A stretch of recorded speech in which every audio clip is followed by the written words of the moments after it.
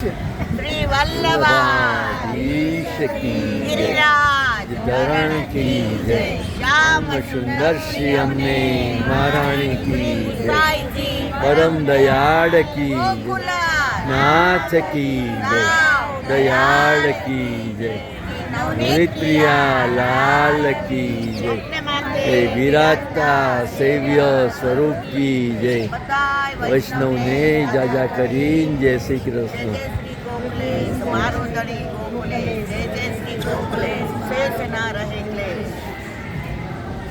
આનંદનો વિષય છે.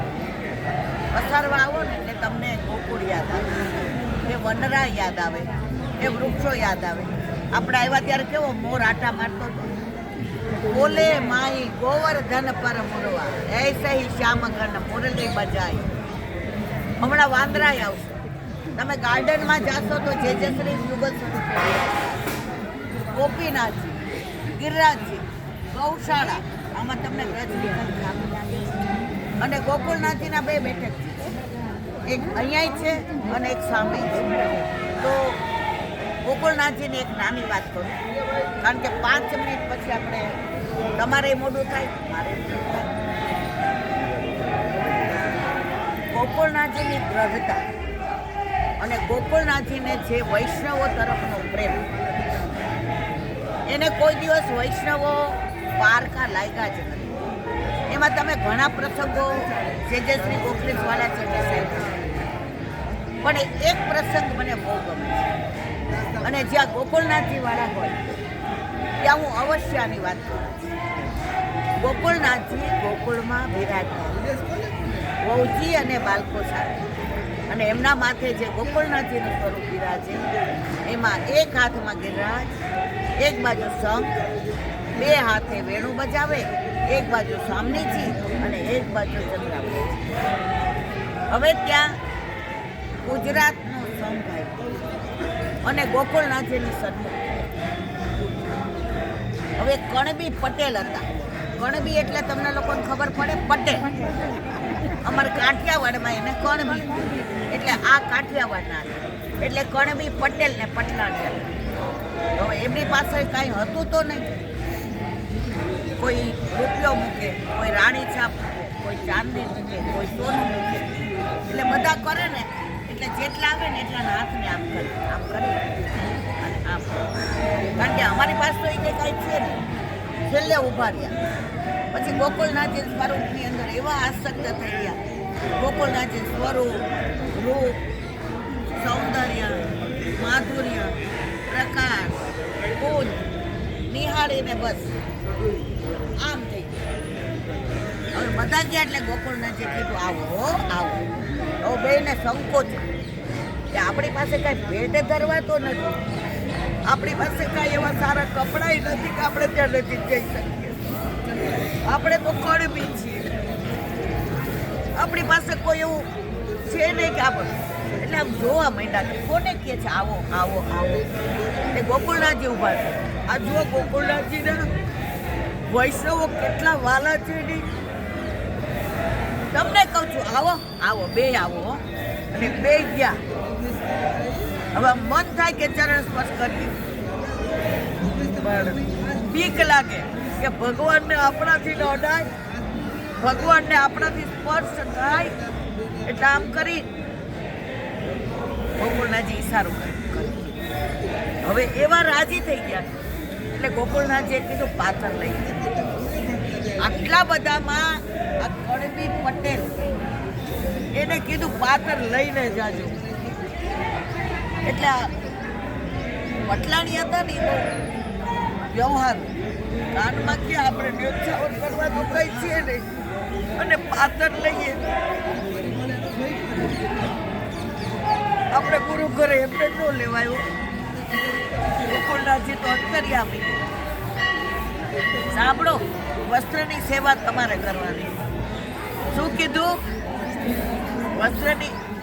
હાસ, આપણે પાત્ર નહીં કરશું, વસ્ત્ર નહીં કરશું, ગુહારી કરશું. કોઈ એમ કરતા એક દિવસ ગયો, જવાનું મન ન થયું. બોલો સંઘ તો હાલવા માંડ્યો. પૂછ્યું બધાય આવું જ. હવે એમ થાય કે રેવાય કે ના રેવાય. એટલે ગોકુળનાથજીએ કીધું ના, એ પછી આવશે. શું કીધું ગોકુળનાથજીએ? એ પછી. મારા વાલાએ અમને રાખી લીધા, અમને હાંચવી લીધા. અમારે અહીંયા રહેવાનું, હવે એમને છોડીને નહીં જવાનું. હવે 10-12 દી થયા ને એટલે રાતના પટલાણીએ કીધું સાંભળો, આપણા મફતનો આપણે ટેલ તો ધનથી કરીએ છીએ, આ શરીર તો ગોકુળનાથજીનું આપેલું છે. આપણી પાસે મને હજી તો આપણે પૂરું ધન તો છે નહીં. આપણે તન મન ધનથી સેવા કરવી જોઈએ. કે હવે આપણે રજા લઈએ એટલે ઘરે જઈને દાળિયા કરીએ. દાળિયા કરતા એકવાર સાંજે બેઠા હતા એટલે પટલાણી પૂછો એ ગોકુળનાથજીએ પૂછ્યું, શું પૂછવું છે? રાજ, અમે અહીં રહીએ છીએ, આપને ગમે છે? બોલા, સીધું પૂછ્યું. હવે ગોકુળનાથજીનો જવાબ બધાય સાંભળે. પુષ્ટિ માર્ગીય. ગોકુળનાથજીએ શું જવાબ દીધો ખબર છે?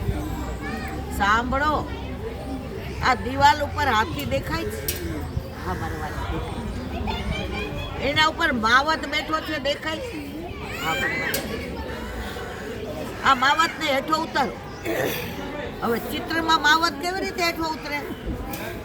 કોઈ ચિત્ર હોય એમાંથી માવતને રિયલ હાથી હોય એમાં માવત હોય તો તમે ઉતારી શકો. આ હાથી ઉપરથી માવત. એ પટેલ પટલાણી ઊભા થઈને કે જે ચિત્રમાંથી તો કેવી રીતે અમારે માવત ઉતારવો? એ તો જડાઈ ગયો છે અંદર. તો કે તમે બે મારા હૃદયમાં એવા જડાઈ ગયા છો ને કે તમને ક્યારેય ઉતારી શકું એમ નથી. તમારે હવે અહીંયા જ રહેવાનું છે. આ આપણા મારા પ્રાણ થકી મને વૈષ્ણવ વાલા. કેટલા બધા પ્રસંગો તમે બધાએ બધું સાંભળ્યું છે. એટલે હવે અસરવાની એક વાત કહું. તમે આવ્યા તો તમને અહીંયા કેવું લાગે છે? છોટી ગોકુળમાં આવી ગયા હોય લાગે છે? પહેલાના વૈષ્ણવ વ્રજમાં ન જઈ શકે, અહીંયા આવતા. અને અમે નાના હતા તો વ્રજમાં જવું હોય તો આજ્ઞા કે લેવા આવતા ખબર છે? અહીંયા. પછી અહીંથી ટ્રેનમાં બેસવાનું. તો આ વ્રજ, આ દરવાજા જુઓ, આ વૃક્ષો જુઓ, વેલી જુઓ, વનરાય જુઓ, પક્ષીઓ જુઓ, પોપટ જુઓ, આ સૂર્યનારાયણ જુઓ. સૂર્યનારાયણની એક નાની વાત કરું. અમે લોકો હરિદ્વાર બેઠે થઈ ગયા તો જાળીથી ભરીને બહાર આવ્યા તો તમારે ગોકુળનાથજી વાળા એક સેવક હતો. એ સૂર્યનારાયણ સામુ આમ જુએ.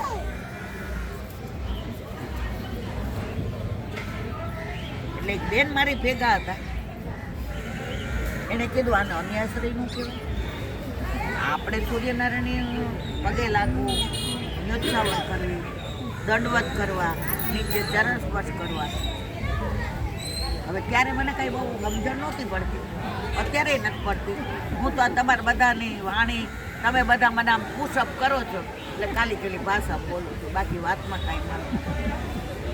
હવે ત્યારે હું જોબ કરતી નામે હું બોલ્ડ કરતી. એ બેન હાલવા માંડ્યા ને એટલે મને કહે જય શ્રી કૃષ્ણ. તમને ખોટું ન લાગે તે વાત પૂછી. એ કે આ પૂછે. મેં કીધું ગોકુળનાથજી વાળા સૂર્યનારાયણને પગે લાગે, વાલ કરે, ન્યોછાવર કરે, ચરણ સ્પર્શ કરે, સાક્ષાત દંડવત કરે, કાંઈ સમજાણું નથી. એણે જે વાત કરી બધાય સાંભળ્યું. કોઈ દિવસ આંખે જોયેલું પણ સાચું ના હોય અને કાને સાંભળેલું પણ સાચું ના હોય. ઠાકોરજીના દોષ થાય ને તો વલ્લભ માફ કરાવે, વલ્લભના દોષ થાય ને તો વૈષ્ણવ માફ કરાવે, પણ વૈષ્ણવના દોષ થાય ને મારવાલા કોઈ ન કરાવ્યો. અને આપણે અત્યારે સૌથી વધુ શું કરીએ છીએ ખબર? જોયું એને મારી સાથે કેવું કર્યું? મને ખબર છે કેવી સેવા કરે છે. એટલું બધું બોલવા માંડીએ છીએ એ બધું આપણે આપણા માટે. એ બેને જવાબ આપ્યો સામે. મને કે તમારું નામ? મેં કીધું ઈલાબેન. મને કે મારે બધા જાહેર ન કરવું, તમારે 50,000 અને મને ઝુંડ ગમે. મને કે એકલા જવું જ્યાં જાઉં તે મારે મારા વૈષ્ણવ હોય. મને મારા પ્રાણ થકી મારા વૈષ્ણવ. હમણાં જોયો તો ને બધા દ્વારકા ને હમણાં અહીંયા ગયા હતા બાયડ અમને ખબર નહીં. પછી કહું આમાં આવી જાય પછી મને કે આ 50 જો ઝુંડ હોય તો મારે નથી કેવું. મેં કાંઈ વાંધો નહીં. પછી અમે બે ગંગા કિનારે ગયા તો ગંગાજીમાં સૂર્યનારાયણનું પ્રતિબિંબ પડે એટલે પાછું એણે વાહ મારા વાલા વાહ, તે તો આજે યુગલ સ્વરૂપે દર્શન આપ્યા, તારી લીલા અપરંપાર. પછી મેં કીધું હવે મને કોને તમે આ બધું. આપણે જ્યારે ભક્તિમાં પ્રવણ ન થયા હોય ને આપણામાં ભાવ ન હોય. મારામાં જરાય ન હોય. મને વૈષ્ણવો કે ને હાલો આપણે જઈએ એટલે આપણે કઈ હાલો. સમજણ પડી ત્યારે મોડું થઈ પણ કાંઈ નહીં, જેવો તેવો છું. પણ તારો બેને જવાબ આપ્યો લીલાબેન સર્વોત્તમ સ્તોત્ર તમે. મેં કીધું હા એ મને આવડે. મારી ભાઈ અમને નાનપણનું છે. એમાં વલ્લભનું એક નામ આવે છે ખબર? ભક્તિ માર્ગામ ભજ માંડલ. વલ્લભ રૂપી સૂર્ય જ્યારે પ્રગટ થયો ને ત્યારે આપણા હૃદયનું ભક્તિનું કમળ ખીલ્યું. હવે એનું વિવરણ તો એ કહે કે હું 5 કલાક કરું તો ઓછું. પણ મેં કીધું એને નાને શું અનુસંધાન?